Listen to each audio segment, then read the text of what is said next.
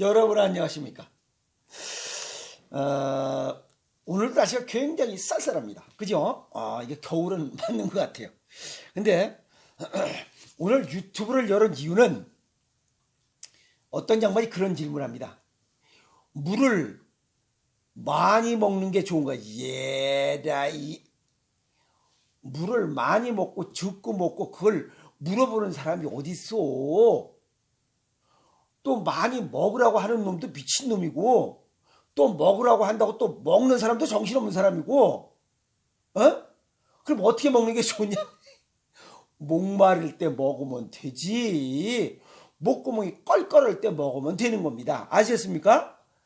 그걸 뭘 걱정을 하고 그래. 근데 뭐 많이 먹으란다고 그냥 억지로 주워 먹다가는 일찍 죽어요. 뭐 보통 그 얘기를 하죠. 뭐 1리터에 뭐 하루에 뭐 1.5리터인가 뭐 1.2리터에서 2리터 이상 먹으라고 그걸 또 뭐 먹어야 된다고 하는 그런 그 비둘기 같은 사람이나 또 그걸 또 먹어야 된다고 또 꾸역꾸역 먹는 이 메뚜기 같은 사람이나 똑같아. 뭘 누굴 뭐라고 얘기할 게 못 돼 그는. 아니 사람이 키가 크고 적고 덩치가 이 뚱땡이고 빼짝말 말라깽이고 물을 많이 먹는 사람과 적게 먹고 이런 체질이 다 다른데 1.5리터를 먹고 2리터를 먹으라고 하는 그런 그 비둘기가 어딨냐 이 말이야. 그 치매 걸린 비둘기지 그렇게 먹으라고 얘기하는 치매 걸린 비둘기야. 한번 먹어봐 네가. 하루에 2리터를 먹을 수 있겠는가? 못 먹어요. 그래 안 그래? 어떻게 2리터를 먹어? 밥 먹으면서 다 먹고 그런데 2리터를 어떻게 먹어? 그 정신없는 비둘기지. 그런 비둘기는 멀리 못 나가. 뱅글뱅글 돌다 거기서 똥 싸가 죽어. 그런 비둘기가 있어서는 안 된다 이 말이야. 무슨 말이 났어요? 한번 먹어보라 이게야. 하루에 2리터 쉽지 않습니다. 왜? 내 몸이 추가적으로 요구하지 않기 때문에 그래요. 내 몸이 필요로 하는 이러한 수분들은 다 가두고 있습니다. 가두고 있어요. 만약에 수분이 잉여 많다라고 하면 오줌으로 내보내게 돼 있어요. 수분이 부족하면 오줌을 잘 안 넣어. 아시겠어요?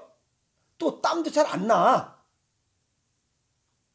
그러니까 수분은 항상 적당량을 가지고 있어요. 지금 현재 상태에 맞게 적당량의 수분을 갖고 있는데 거기에 수분을 1.5에서 2리터를 또다시 물을 부어버리면 우리 몸속에 부작용이 생깁니다. 그거에 대한 얘기를 할 테니 정신 좀 똑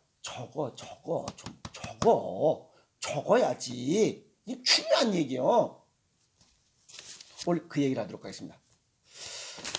그래서 누구나 이렇게 그냥 하루에 1.5에서 2리터를 먹으라고 천편일률적으로 물을 먹으라는 것은 아주 굉장히 잘못된 거다. 아셨습니까? 일단 물이 우리 몸속엔 아주 소중한 존재는 맞아요.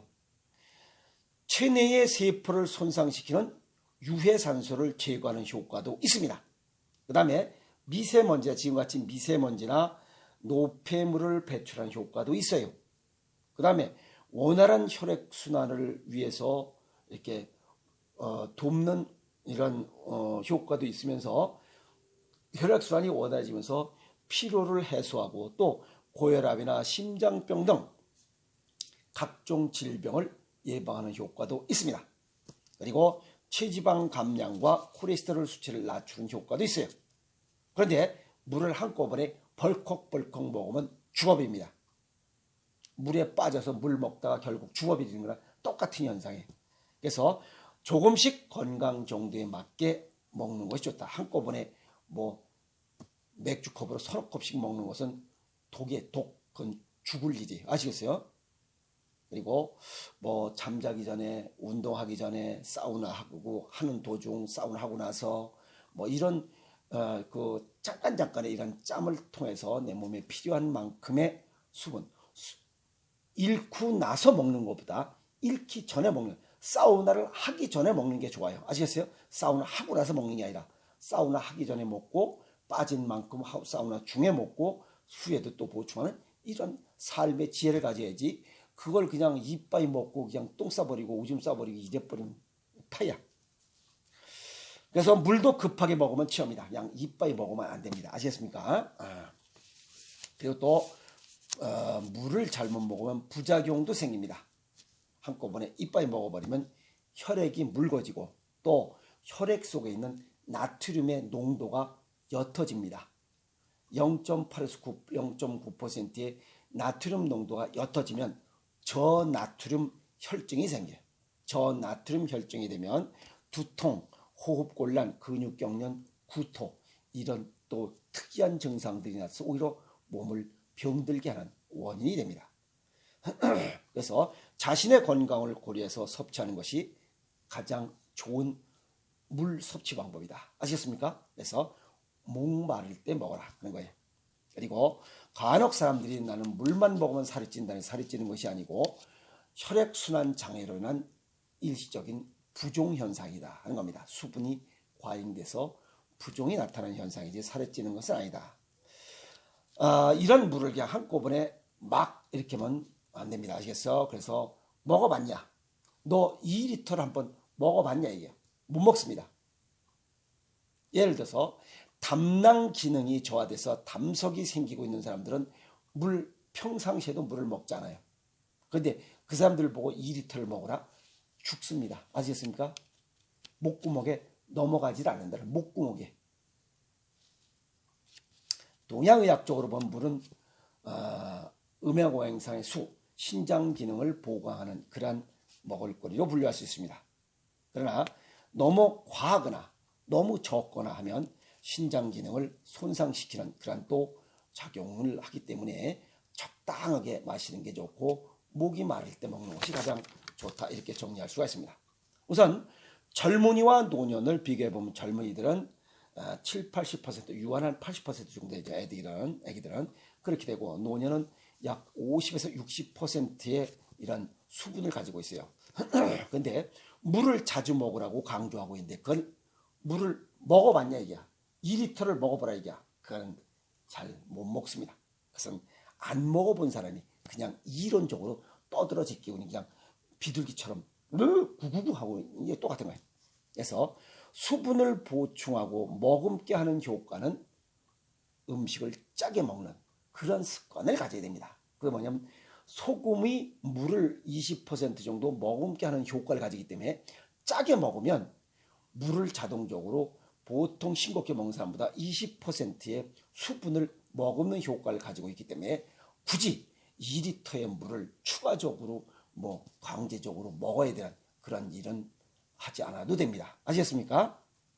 그래서 억지로 먹으면 저나트륨 혈증이 생기기 때문에 오히려 문제가 더 크게 발생합니다. 저나트륨 혈증이라고 하는 것은 저나트륨 혈증이 발생하게 되는 원인은 수분 과다 섭취입니다. 지금 1.5리터에서 2리터를 그냥 마구제비로 먹어 제끼는 이러면 수분 과다 섭취를 해서 저나트륨 혈증이 돼요. 그냥 소금물 요만한 소금물 있는데 여기다가 또 부어버리면 이게 소금물이 옅어지는 거랑 똑같아요. 그 다음에 두 번째는 나트륨이 자꾸만 빠져나가는 거예요. 아시겠어요? 나트륨이 빠져나가는 거. 그게 뭐냐면 이뇨제예요. 혈압약을 먹으면 어떻게 돼요? 그게 소변으로 이게 물이 빠져나가면서 이 염분도 빠져나가요. 그래서 나트륨은 소실이 됩니다. 그래서 이뇨제, 신부전증, 요붕증, 그 다음에 심부전, 갑상선 기능 저하, 간경화, 구토, 설사, 췌장염, 화상을 입거나 과도한 발환이나 출현이 있을 때도 나트륨이 소실됩니다. 그래서 이런 분들은 짜게 먹어야 돼요. 아시겠습니까? 예를 들어서 커피나 녹차를 먹으면 오줌이 금방 나오잖아요. 그죠? 금방 나오는 것은 이뇨작용 때문에 그래요. 이런 사람들은 오히려 짜게 먹어야 됩니다. 그런데 이렇게 커피, 녹차를 먹으면서 물을 먹어버리면 이중으로 콩팥 기능은 저하됩니다.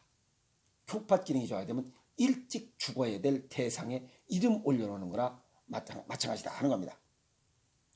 그리고 특이한 것은 저나트륨 혈증을 이렇게 서양의학적으로 보면 1리터당 140mm몰 이상이면 정상입니다. 그런데 1리터당 135mg몰이면 저나트륨 혈증으로 이렇게 판단을 해요.